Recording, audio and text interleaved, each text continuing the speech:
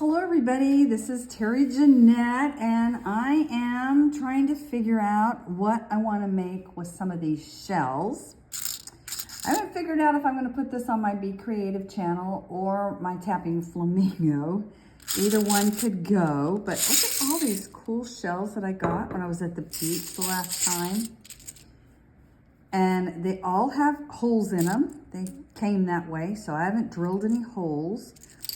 And right now, I'm actually trying to figure out a necklace that I want to make for one of my Blythe dolls.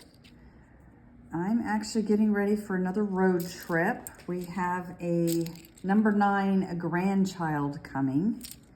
And so I'm going to be doing grandma-ing. And this is my daughter's 4th child. And her first child, I actually gave her a Blythe doll. It was a fakie. I'm not going to spend a couple $100 on a doll for an 8-year-old.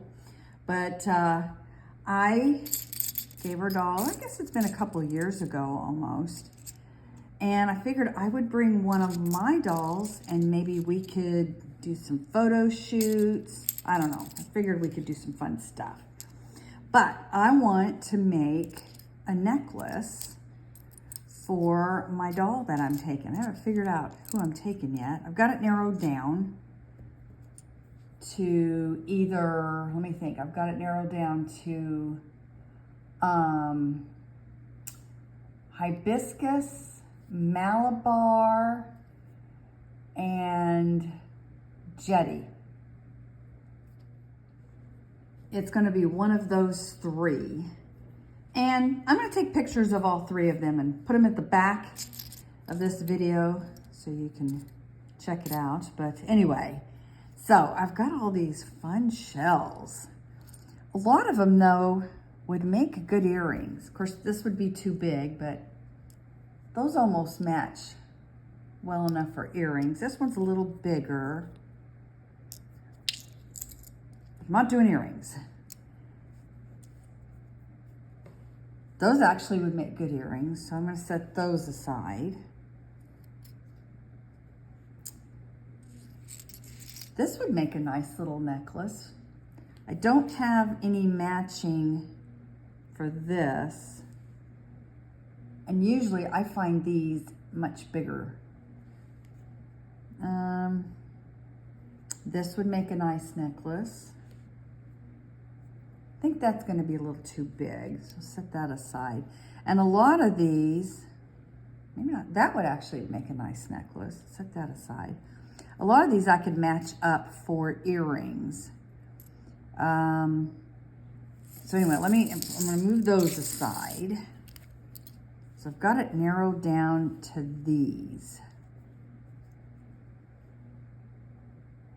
And really all I'm going to do is just, I could use a wire and make a bail, or I might just be able to use a jump ring and put in there.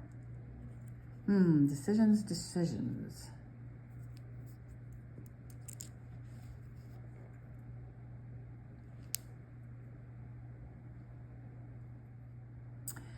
I think that I'm going to choose this one because I might be able to find other shells that match those. This, like I said, I usually find them much bigger than this. And when I do find them, they usually don't have a hole in them. So next thing I need to do is get a jump ring and some chain and some type of a clasp. All right, so I've got my clasp, make sure it works.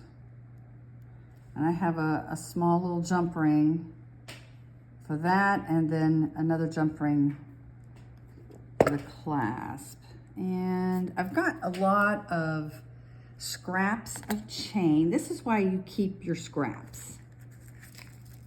And, well, let's see. This one looks like that might be a good size. I wonder how long that is. Let me get out my ruler, because if it's pretty much sized for me, I'm not going to cut it down. which, yeah, this is an 18-inch. So that would make a good necklace for a human down the line. Let's see what this is. Oh, this might be good, because we're talking this, yeah, this isn't long enough to really do anything with. So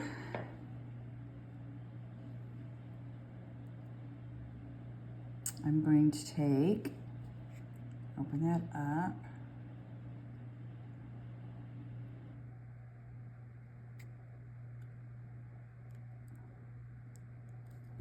And that should be the clasp. Whoops. I'm gonna need one more jump ring. And if I had a smaller jump ring, I'd probably use it, but I don't, so I'm using what I got. And for Blythe doll, I wonder how big. Let me go get a Blythe doll. Okay, I have Jetty here. Usually when I travel with dolls, they don't travel with earrings because I'm afraid, earrings and shoes, because I'm afraid they're gonna fall. And I might lose them. All right. So,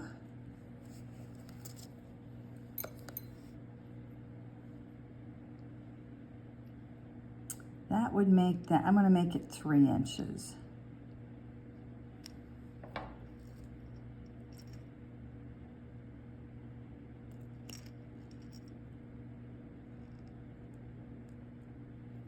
And hang on, I'm gonna get a different pair of pliers.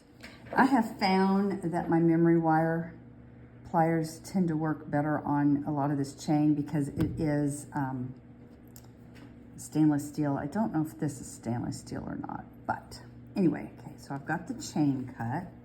Let me put this chain back.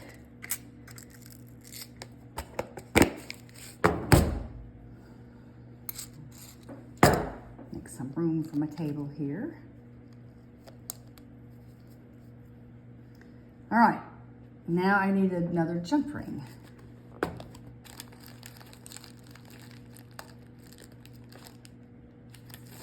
And we don't want a split ring. There's a difference between a jump ring and a split ring. Let me show you. This is a split ring. See how it's doubled? And for these shells, those don't work very well. You gotta be careful with the shells because you could crack them. All right, this is a jump ring. See if that's gonna be big enough for this shell. Whoop. Need to get another set of pliers.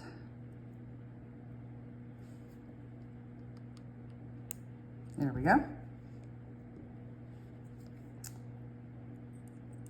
Yep, that's gonna work.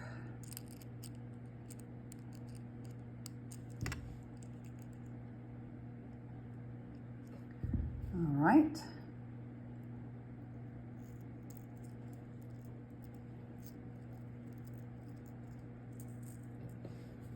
And then we want to open up this. Whoop. Okay, yeah, that's right. There we go.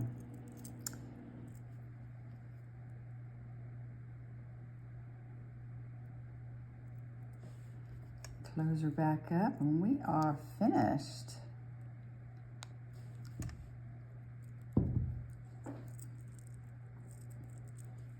That looks really small. Hopefully it's going to be big enough. Let's see.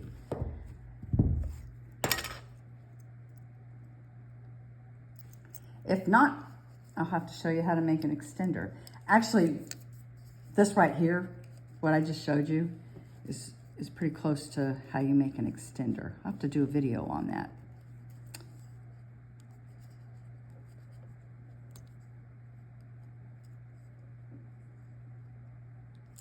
There we go, yes. Oh, It is perfect. So this is Jetty. Trying to figure out who to take with me. And she looks really good in that. I'll take pictures of the other two and put them at the end of this video, like I said. But I think Jetty looks really good in this. By the way, if you want to make yourself a necklace, this is pretty much how you do it. In fact, it's exactly how you do it. You just need a longer piece of chain. 18-inch is the standard. I personally like 16 or 17-inch necklaces. It just depends on where you want it to fall.